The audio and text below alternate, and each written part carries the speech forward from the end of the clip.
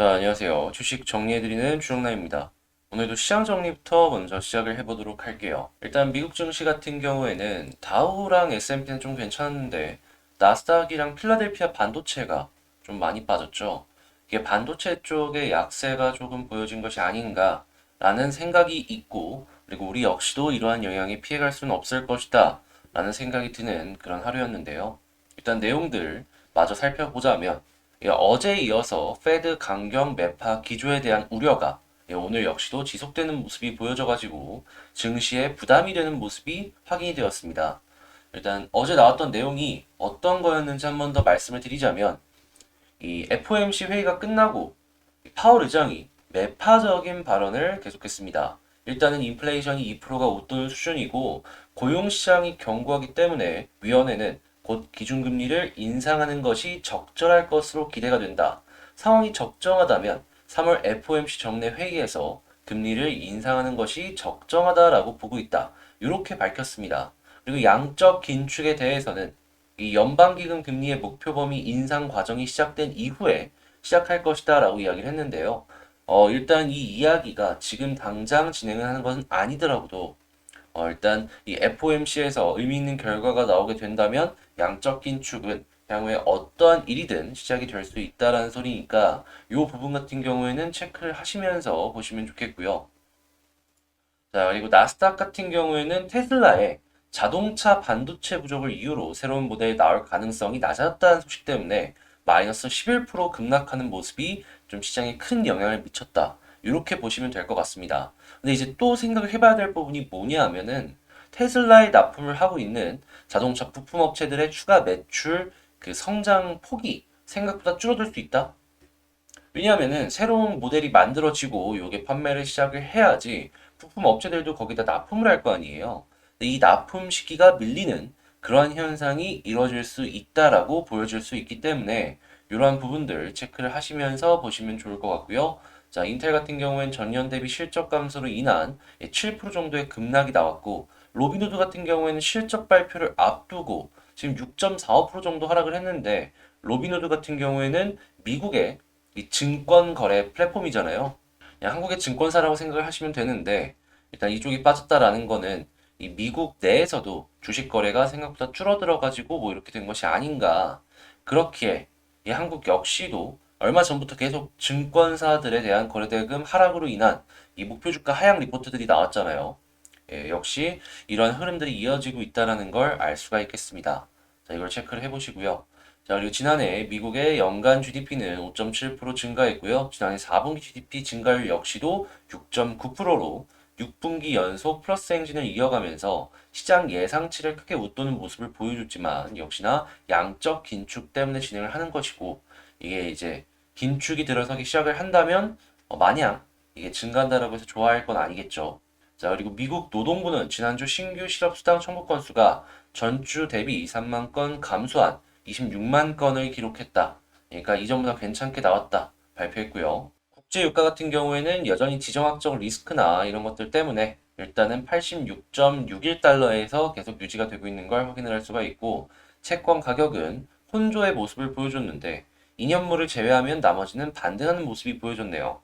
자, 그리고 달러 강세에 금 가격은 하락했습니다.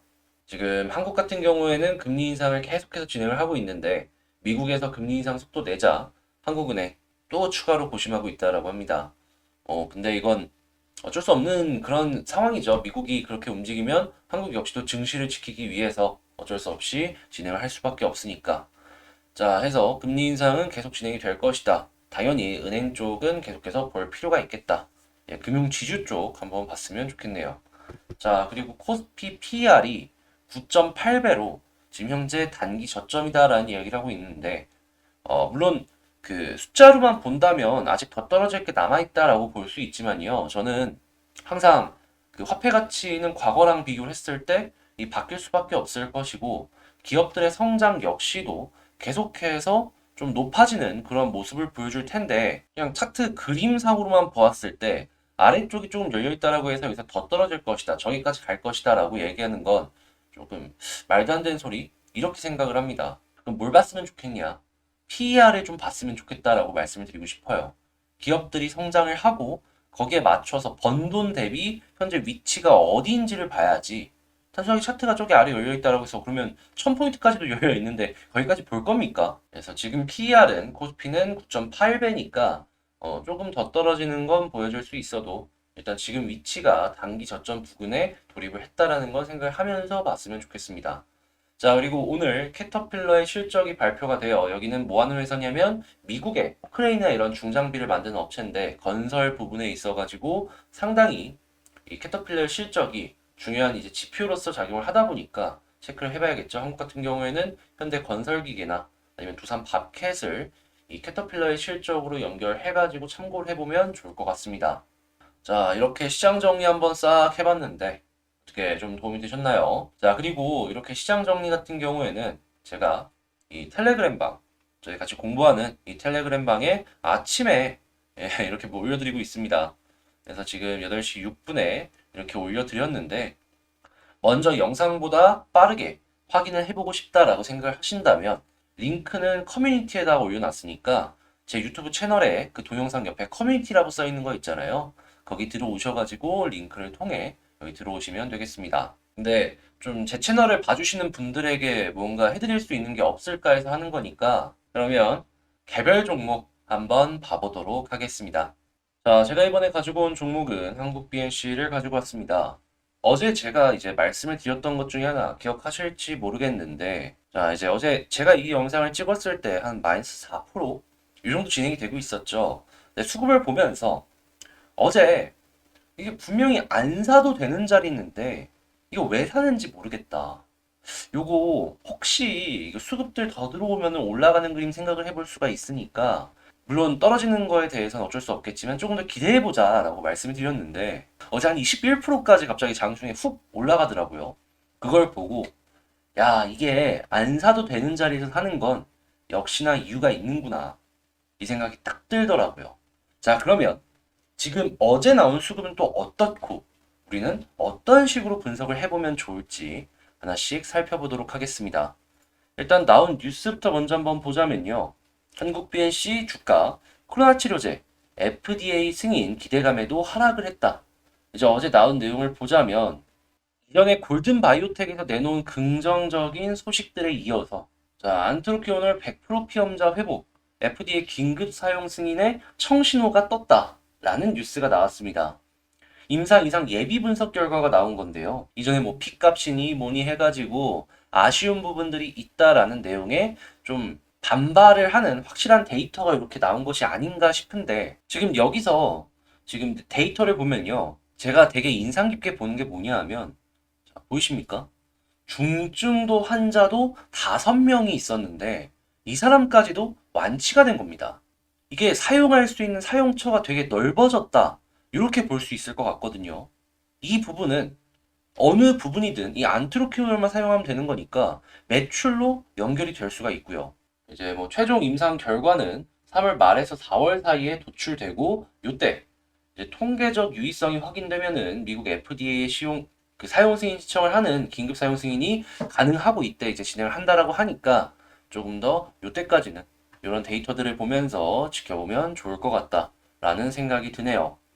진짜 이때 안 사도 되는데 사는 이유가 분명히 있었다니까요. 그리고 요 수급도 한번 얘기를 해봐야 되는데 어제 나왔던 그 전에 토요일 날 올릴 영상에 대해서 홍보 하나만 하겠습니다, 여러분. 자, 토요일 날에는 우리 한국의 주요 대형주들 싹 정리를 해가지고 한번 훑어볼 예정이고요. 자, 그리고 일요일 날 같은 경우에는 리포트 공부 그리고 의심 섹터 요거랑 관리 종목 지금 2월 달부터는 실적들이 발표가 되고 관리 종목 탈피 예정인 종목들 막 하나씩 나올 거 아니에요. 뭐가 있는지 한번 살펴볼 예정입니다. 당연히 지금 굳이 이걸 한다라는 얘기는 관리 종목이 탈피가 됐을 때 한 번 정도는 그런 이슈들 때문에 펌핑 될 수도 있다라는 그런 생각 때문에 가지고 왔다. 이렇게 봐주시면 되겠죠. 그리고 의심 섹터 같은 경우에는요. 저번 주에 기억하실지 모르겠는데 진단키트 가지고 왔고 이번 주에 진단키트 시장 개판인데도 불구하고 올라가는 종목들은 올라가 줬습니다. 제가 이게 수급을 보면서 이렇게 잘 봤다라는 건데 이번에도 역시나 마찬가지로 지금 하나씩 보면서 준비를 하고 있으니까 자, 그러면 수급 보겠습니다. 자, 여기서 안 사도 되는 자리에서 샀다 말씀드렸었죠. 자, 그리고 어제는 이 산 거에 대해서 이 매도세가 조금 나오긴 했어요. 차익 실현이다라고 생각이 들긴 하는데, 근데 매도한 물량을 한번 카운팅을 해보시죠. 이거 하루 산 만큼 판 거예요. 아직 남아있는 물량이 상당히 많다라는 걸 알 수가 있는 걸 첫 번째고, 그 물량을 괜히 조금은 사긴 했지만, 야, 법인에서 샀네. 기관이 이거 받은 겁니다. 고점에서 기관이 왜 받았을까요? 추가 상승 기대하니까. 무언가 얘네가 우리가 못 보는 게 있는 것 같아요. 그런 걸 알고 계속해서 매매를 진행을 하는 거죠. 그리고 투신, 이 사람들은 이거 산 거 있잖아요. 아직도 들고 있어요. 이 투신의 매매를 많이 보셨던 분들이라면 아시겠지만 보통 되게 이 투신 같은 경우엔 되게 단기성으로 보거든요. 근데 이렇게까지 들고 있는다라는 거는 진짜 이 안트로큐노에 대한 기대감 이런 게 확실하게 있는 것이 아닌가. 우리가 모르는 그러니까 해석을 제대로 못하는 데이터들을 얘들은 해석을 하고 아 이건 된다라고 생각을 해서 이렇게까지 진행을 하는 것이 아닐까. 네, 그렇게 생각을 합니다. 자 그리고 금융투자 역시도 계속 담고 있죠. 그리고 투시는 여러분들 생각을 하셔야 될 게 여기서 안 팔았어요. 여기서 사가지고 이렇게 수익이 나왔는데도 안 팔았다라는 겁니다. 그럼 다음번에 올라갔을 때 여기 이상 생각해봐도 되는 거 아닌가? 이런 생각이 드는 거고요. 그리고 그러한 생각은 어제의 상승으로 보다 더 강하게 저는 나왔습니다. 보통 기본 패턴이라고 하면 이 신주인수권까지 딱 배정받을 수 있게 되면은 여기서부터는 물량을 던지는 게 베이직이에요, 베이직. 최근에 비슷한 종목이었던 비슷한 중공업을 보시면은 자 보시면 아시겠지만 배당락 신주인수권 딱 받기 시작을 하고 나서 약간 올린 다음에 그냥 물량 던졌습니다. 떨어졌죠. 한국 BNC는 오히려 드라마틱하게 아예 추세를 돌려버렸단 말이죠. 자 그러면 이 상황에서 개인 팔고 외국인 기관 사주는 모습 계속 보여주게 된다면 야 이거 잘하면은 상장이 그 신주 상장들이 3월 말이잖아요. 이때 오히려 더 올라가는 모습 기대해봐도 되지 않을까 싶네요. 그리고 우리는 뭐 의학에 대한 전공자도 아니고 하다 보니까 뭐 생명공학 잘 모르잖아요. 발표하는 내용에 대해서 남들이 이렇다더라 라는 걸 보고서 이제 참고를 하면서 이제 진행을 하는 거잖아요. 근데 이제 그런 걸 보더라도 이해가 안 되는 부분들이 많은 게 사실입니다. 수급만 봅시다. 얘네들이 대신 분석해 줍니다. 이렇게 올라가잖아요, 어제. 역시 수급은 거짓말이 없다라는 걸 어제 다시 한번 느낀 하루가 아니었나 생각이 들고요. 그러면 오늘 봤으면 좋겠는 거, 이 수급상으로 보았을 때 일단 외국인 오늘 또 사주고 있는데 요거 이어가 주는지 그리고 투신 산 만큼 이 파는 거 없이 유지가 되는지 혹은 더 많은 플러스를 만들어 줄지 자 그리고 금융투자 역시도 계속 플러스를 이어가 줄지 자, 요것들 하나씩 하나씩 살펴보시면 좋을 것 같고요. 갑자기 사모펀드 들어와 준다면 요거 역시 땡큐다 라고 할 수가 있을 것 같네요. 자 그러면 요런 걸 기본으로 보되 차트를 어떤 걸 체크해 보면 좋겠냐. 자, 요 차트 회복해 줬죠. 요 아래로 안 떨어지는 걸 181선 요걸 1순위로 보되 31선 여기 돌파해주는 모습 보여주면은 자 여기까지 보자. 어제도 사실 눌려줬던 자리가 기가 막히죠. 31선입니다. 왜 갑자기 뭔 31선이냐라고 하는데 제가 이 한국 BNC 때문에 진짜 이 181선 한번 봐보라라는 그 댓글 보고서 비율 조정해갖고 다 일일이 아 얘는 여기가 핵심이구나 설정해본 겁니다.